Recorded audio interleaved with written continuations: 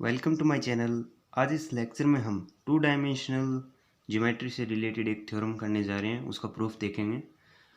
Statement ये कहती है prove that general equation of second degree, वो हमारी क्या होती है, a x square plus 2hxy plus b y square plus 2gx plus 2fy plus c is equal to 0 always represent a conic. ये हमारी एक जनरल इक्वेशन है second degree की।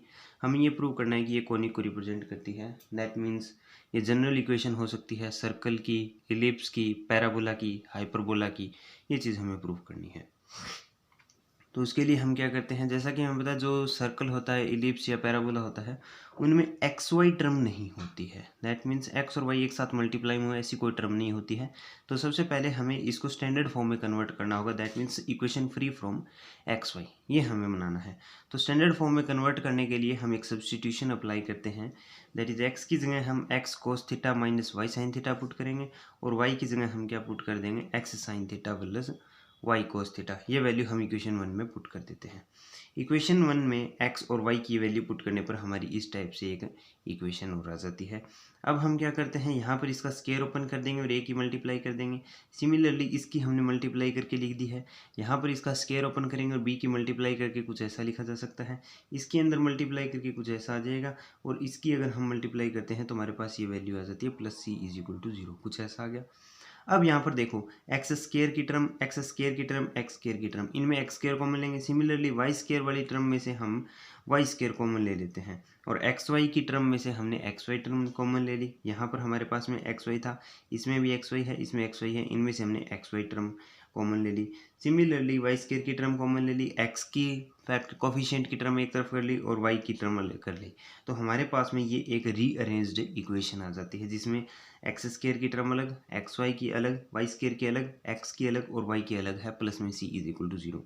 इसे हम अपनी इक्वेशन नंबर 2 मानते हैं। अब हमारा मेन काम क्या था कि एक्स वाई के कोफिशिएंट को हमें 0 बनाना था। तो हम क्या करते हैं, ये जो हमारा एक्स वाई का जो कोफिशिएंट है, इसे हम 0 ले लेते हैं, इसको स्टैंडर्ड फॉर्म में कन्वर्ट करने के लिए, राइट। अब इसको स्टैंडर्ड फॉर्म में कन्वर्ट करने के लिए हमने क्या मान लिया कि जो हमारा एक्स वाई है, एक्स इंटू में वाई है, उसका कोफिशिएंट 0 है। तो उसका कोफिशिएंट ये है, कोफिशिएंट क्या है, माइनस के twice of a sine theta cos theta plus twice of h cos square theta minus 2h sine square theta plus 2b sine theta cos theta equal to 0 आ जाता है। इन दोनों टर्म में से हम 2 sine theta cos theta common ले लिया, तो हमारे पास b माइनस ए बच गया। इन दोनों टर्म में से हमने 2h कॉमन ले लिया, कोस स्क्वायर थीटा माइनस में साइन स्क्वायर थीटा बच गया इक्वल टू 0। ये साइन 2 थीटा होता है इंटू b माइनस ए प्लस 2h, ये क्या होता है, कोस 2 थीटा होता है, राइट। ये राइट हैंड साइड जाएगा और कोस 2 थीटा डिवाइड में आ जाएगा। Sine 2 theta divided cos 2 theta किसका इक्वल आ गया, माइनस के 2h divided by b minus a. इसमें माइनस कॉमन लिया तो हमारे पास आएगा 2h divided by a minus b के। साइन थीटा और कोस थीटा क्या होता है, टेन थीटा, तो यहाँ पर क्या आ जाएगा, टेन टू थीटा आ जाएगा is equal to 2h divided by b minus a. तो यहाँ से हमारे पास थीटा की वैल्यू आती है 1/2 tan inverse 2h divided by a minus b. ये हमारी इक्वेशन नंबर हम 3 मान लेते हैं। अब ये जो वैल्यू हमारी थीटा की आई है, ये थीटा की वैल्यू अगर हम इक्वेशन नंबर 2 में पुट कर दें, ये जो हमारी इक्वेशन नंबर 2 है, इसमें ये थीटा की वैल्यू हम पुट कर देते हैं, तो यहाँ पर भी हमारे पास ए बी और एच में एक कांस्टेंट वैल्यू आएगी, यहाँ पर भी ए बी और एच में कांस्टेंट वैल्यू, यहाँ पर भी ए बी एच में कांस्टेंट वैल्यू, सिमिलरली यहाँ पर भी और यहाँ पर भी। तो एक्स के साथ में कोई एक कांस्टेंट आएगा, एक्स वाई के साथ में कांस्टेंट आएगा, वाई स्केयर के साथ में कोई एक कांस्टेंट वैल्यू आएगी, एक्स के साथ में एक कांस्टेंट वैल्यू आएगी, वाई के साथ में एक कांस्टेंट वैल्यू आएगी, राइट। तो हमारी इक्वेशन कुछ इस फॉर्म में चेंज हो जाती है। That is a x square, a कोई कांस्टेंट है, ए बी और एच पे डिपेंड कर रहा है, राइट। तो a x square plus b y square आएगा, इसके कारण बी वाई स्केयर प्लस में 2g x आ जाएगा क्योंकि इनमें 2 हमने कॉमन ले लिया, g x आ जाएगा। 2f y आएगा क्योंकि इनमें हमने अगर 2 कॉमन ले लेते हैं तो एफ वाई हमारे पास में आ जाएगा प्लस सी। और ये हमारी एक्स वाई का कोफिशिएंट 0 हो जाता है, क्योंकि एक्स वाई का कोफिशिएंट 0 करने के लिए ही तो ये हमारी थीटा की वैल्यू आई है। ये थीटा की वैल्यू पुट करने पर एक्स वाई का कोफिशिएंट अपना 0 हो जाएगा। तो ये हमारी एक स्टैंडर्ड फॉर्म आ जाती है। तो हमारी इक्वेशन स्टैंडर्ड फॉर्म में आ गई। अब स्टैंडर्ड फॉर्म में आ गई तो ये इसे हम किसी भी कोनिक के लिए अप्लाई कर सकते हैं। तो इससे हम अलग अलग conic that is circle, ellipse, उनको ड्राइव करके देखते हैं। तो ये जो इक्वेशन है, पहला केस यहाँ पर ये हो सकता है कि ए भी हमारा 0 के बराबर नहीं है और बी भी 0 के बराबर नहीं है, दोनों 0 के बराबर नहीं है। तो हम क्या कर लिया कि एक्स की टर्म को एक तरफ और वाई की टर्म को एक साथ कर लिया, प्लस सी इक्वल टू 0। यहाँ पर क्या किया, ए कॉमन ले लिया, इसमें से बी कॉमन ले लिया, कुछ इस टाइप से आ जाता है। तो यहाँ पर जो एक्स का कोफिशिएंट है उसको 2 से डिवाइड किया उसका स्केयर करके ऐड कर दिया और स्केयर करके सब्ट्रैक्ट कर दिया, ताकि हमारा यहाँ पर एक परफेक्ट स्केयर बन सके। ये मेथड हम पहले से करते हैं। सिमिलरली वही मेथड हमने यहाँ पर अप्लाई किया, प्लस में c इक्वल टू 0 आ गया। तो यहाँ पर अगर इन तीनों टर्म को देखा जाए तो ये x plus g by a का होल स्केयर बना रही है first 3 term, minus g square divided by b square into में a करके ये बना 12 आ जाता है, राइट। जी स्केयर अपॉन में a स्केयर आना था, यहाँ पर a स्केयर आएगा, a के से a कैंसिल होगा, जी स्केयर डिवाइडेड बाई a आएगा, राइट हैंड साइड जाएगा तो अपना प्लस का हो रहा है। सिमिलरली y, ये पहले वाले 3 टर्म है, ये y plus f by b का होल स्केयर बना रही इंटू बी है, वो ये लास्ट टर्म के साथ में b मल्टीप्लाई करेगा तो माइनस के f square divided by b आएगा, वो राइट हैंड साइड जाएगा, प्लस का f square divided by b minus c equal to k आ गया। ये हमारी इक्वेशन नंबर 5 मान लेते, क्योंकि ये पूरी एक कांस्टेंट वैल्यू है, इसको एक नई कांस्टेंट के इक्वल मान लिया। ये हमारी इक्वेशन नंबर 5 आ गई है, राइट।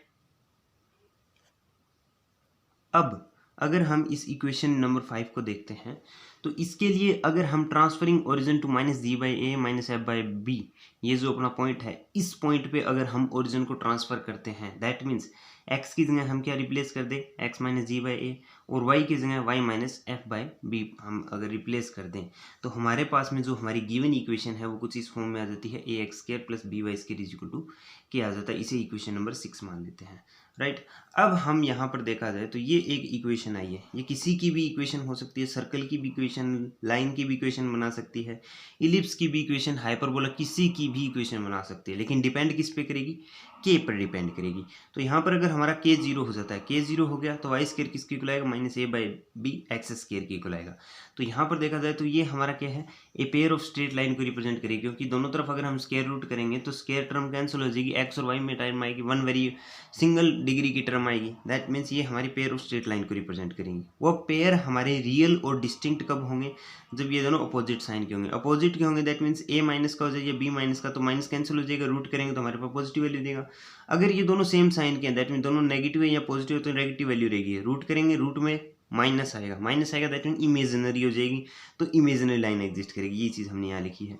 तो सेकंड केस हमारे पास आ जाता है कि जो हमारा के डज नॉट इक्वल टू 0 हो, के अगर डज नॉट इक्वल टू 0 है तो इक्वेशन को हम क्या लिख सकते हैं, ये इसके डिवाइड में आएगा तो हमारे पास इक्वेशन आएगी एक्स के डिवाइडेड बाई के बाई ए प्लस वाई के डिवाइडेड बाई के बाई बी इक्वल टू 1, कुछ ऐसी हमारे पास में इक्वेशन आ जाती है। अब यहाँ पर के बाई ए और के बाई बी की वैल्यू पे डिपेंड करेगी। इलिप्स आएगा अगर ये दोनों वैल्यू पॉजिटिव आती हैं, के by a k by B दोनों पॉजिटिव हैं तो इलिप्स रिप्रेजेंट करेगा। हाइपरबोला अगर के by a k by b are of opposite sign, या तो ये नेगेटिव या ये नेगेटिव हो, एक नेगेटिव होना चाहिए एक पॉजिटिव होना चाहिए, राइट।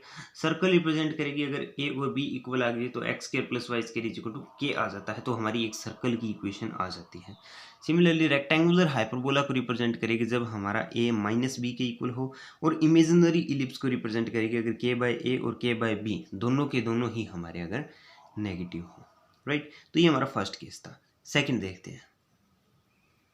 सेकंड केस ये कहता है कि पहला केस हमारा था कि a does not equal to 0, b भी does not equal to 0। Second case ये मान लेते हैं या तो हमारा ए 0 के बराबर है या हमारा बी 0 के बराबर है, राइट। एक 0 होना जरूरी है। तो अगर हम ए को 0 लेके चलते हैं, मान लिया कि जो ए अपना कांस्टेंट था वो 0 है, तो जो इक्वेशन नंबर 4 हमारे पीछे थी उसमें ए की जगह 0 पुट करने पर हमारी इक्वेशन कुछ ऐसी फॉर्म में आ जाती है। ये हमारी इक्वेशन नंबर 7 होगी। इसे सोल्व करते हैं तो ये y की टर्म को एक तरफ कर लिया, x की टर्म को एक तरफ कर लिया, और इनमें से हमने b कॉमन ले लिया, कुछ ऐसा लिखा जा सकता है। यहाँ पर y के कोफिशिएंट को 2 से डिवाइड करते हैं, जो बच गया उसका स्क्वायर करके ऐड करते हैं, सब्ट्रैक्ट करते हैं, कुछ ऐसा किया जा सकता है। प्लस में 2gx प्लस में c इक्वल टू 0 दे रखा है, तो यहाँ पर एक स्क्वायर बन गया y plus f by b का होल स्क्वायर, ये टर्म बाहर आ जाएगी, माइनस के एफ स्क्वायर डिवाइडेड बाई में b आएगा, क्योंकि b से एक b कैंसिल हो जाएगा तो minus F square divided by b आ जाएगा, प्लस 2gx प्लस में c इक्वल टू 0 हमारे पास आ गया है, राइट। अब यहाँ पर हम अलग अलग कंडीशन लगा सकते हैं। अलग अलग कंडीशन ये कि g हमारा 0 हो सकता है। अगर हमारा g 0 आ जाता है यहाँ पर, तो g को 0 पुट करने पर हमारे पास क्या बचेगा, b into y plus f by b whole square, ये बचेगा। इसमें g 0 पुट कर दिया तो हमारे पास आएगा F square divided b minus में c, राइट हैंड साइड जाएगा तो ये वैल्यू चेंज हो जाएगी। तो इसे एलसीएम लेके सोल्व करेंगे, f square minus b c divided by b आ गया। तो यहाँ से हमारी y की वैल्यू क्या आती है, y आता है माइनस के f divided by b plus minus under root of f square minus b square divided by में बी स्क्वायर आ गया। तो ये देखा जाए y equal to m x plus c कुछ ऐसी फॉर्म में है, तो ये हमारा पेयर ऑफ स्ट्रेट लाइन को रिप्रेजेंट करता है, राइट। अगर यहाँ पर हमारा g does not equal to 0 होता है, सेकंड केस क्या कहता है कि अगर g does not equal to 0 है तो हमारी इक्वेशन को क्या लिखा जा सकता है, ये b है वो इनके डिवाइड में आ जाता है, और यहाँ पर हम क्या कर लेते हैं, माइनस के 2g divided by A common ले लेते हैं, तो हमारे पास आएगा x plus f square minus b square divided by में 2bg। कुछ ऐसी इक्वेशन को इस फॉर्म में हम कन्वर्ट कर सकते हैं, g does not equal to 0 है, तो इसे हम अपनी इक्वेशन नंबर 8 मान लेते हैं। इक्वेशन नंबर 8 आ गई अपने पास में।